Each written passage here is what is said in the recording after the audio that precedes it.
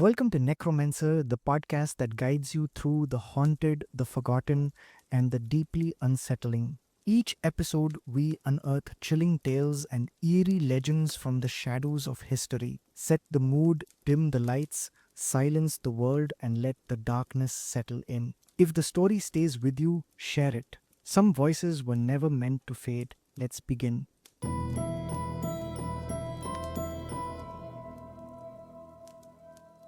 Our story begins in the early 1990s in a snow covered neighborhood near Harbin, China's northernmost major city, known for its brutal winters and Russian influenced architecture. In a crumbling apartment block on the edge of town lived an old woman. She was a figure people avoided, thin as winter branches, draped in tattered black coats, eyes sunken, and always alone. Children called her Leo Taipo, the old granny. She had no family, no visitors. Her neighbors said she muttered to herself in the dead of night. They claimed she fed the stray cats that slinked through the alleyways, but not with food. Some swore they saw her offering them something red. One bitter February morning, the woman was found dead in her home, her body frozen, stiff in a crooked pose. She had died alone,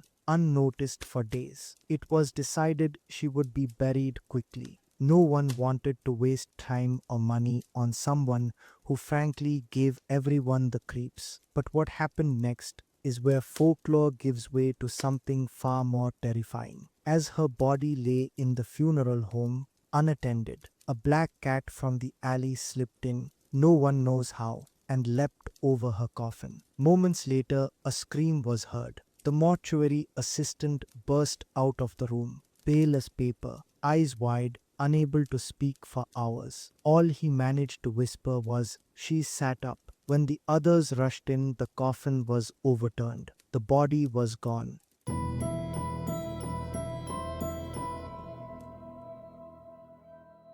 In rural Chinese tradition, there's an old belief.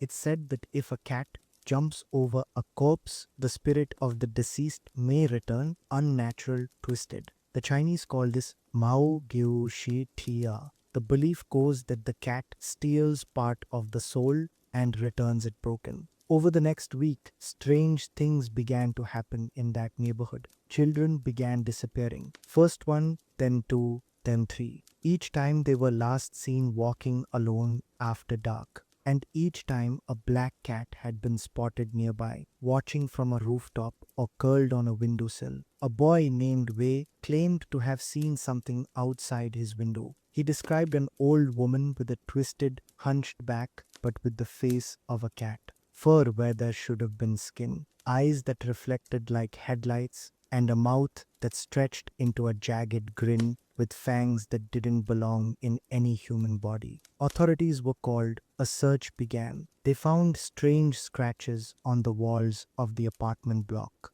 clumps of grey-white fur, and behind the boiler in the building's basement, something else, tiny teeth. Panic gripped the neighborhood. Families fled, children were kept indoors, priests and monks were brought in. One Taoist priest from a distant province said he could smell the rotten spirit of a resentful soul. He led a ritual in the basement. What they found hidden in the crawl space, curled like a sleeping animal, was her. The old woman, or what was left of her. Her body was burned at the local crematorium. The priest insisted it was the only way to sever her lingering rage. After that, the disappearances stopped. But sometimes, even now, locals say they still see a black cat watching them in the alleys. And when they walk past the ruins of that old apartment building, they hear a sound, a purring that turns into something terrifying.